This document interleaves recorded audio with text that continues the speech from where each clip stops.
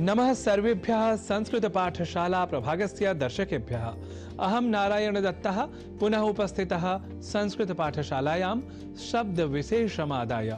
संस्कृत भाषा सीखने के क्रम में शब्दों के सही उच्चारण व उनके प्रयोगों को आप इन दिनों सीख रहे हैं। जैसा कि आप जानते ही हैं कि अंतर्राष्ट्रीय गीता महोत्सव प्रतिवर्ष कुरुक्षेत्र में धूमधाम से मनाया जाता है, जिसमें श्रीमद् भगवद गीता से जुड़े विभिन्न उपक्रमों का आयोजन भी किया जाता है। तो आज की पाठशाला में अवधान का विषय श्रीमद् भगवद गीता यह शब्द ही है। जैसा कि मैंने उच्चारण किया, श्रीमद् भगवद गीता, जिसे अनवधानतावश हम श्रीमद् भगवद गीता या श्रीमद् भागवत गीता या भागवत गीता कर जाते हैं, जो सर्वथा अशुद्ध है। इन उच्चारणों में स्वर का लोप या अतिरिक्त स्वर का प्रयोग हम कर जाया करते हैं। ध्यान से पुनः सुनिए।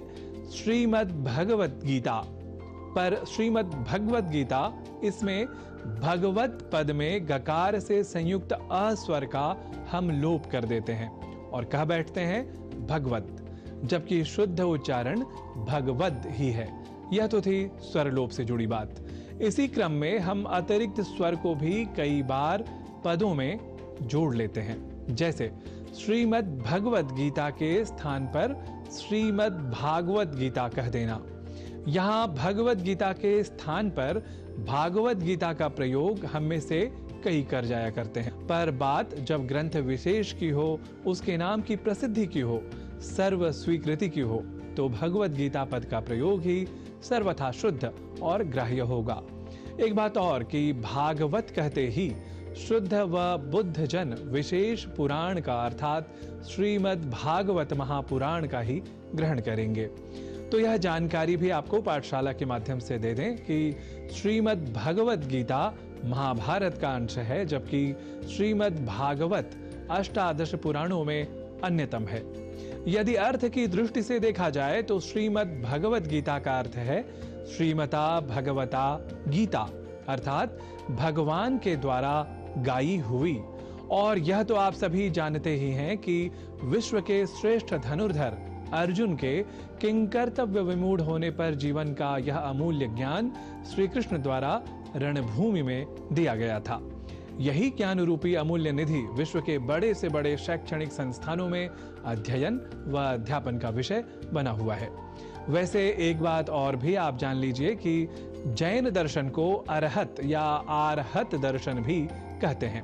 तो अरहत इस मूल शब्द से जिस प्रकार आरहत यह शब्द व्युत्पन्न होता है, या समाज से जैसे सामाज शब्द की निष्पत्ति होती है, वैसे ही भगवत से बनता है भागवत, या भगवत से बनता है भागवत, अर्थात भगवान का या भगवान से संबंधित या संबद्ध।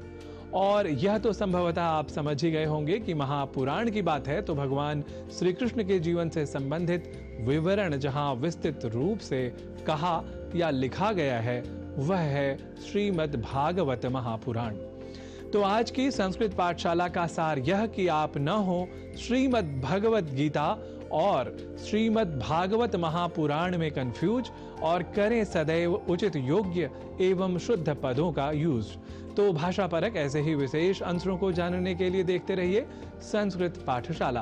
पुनः मेलिष्यामः। नमो नमः।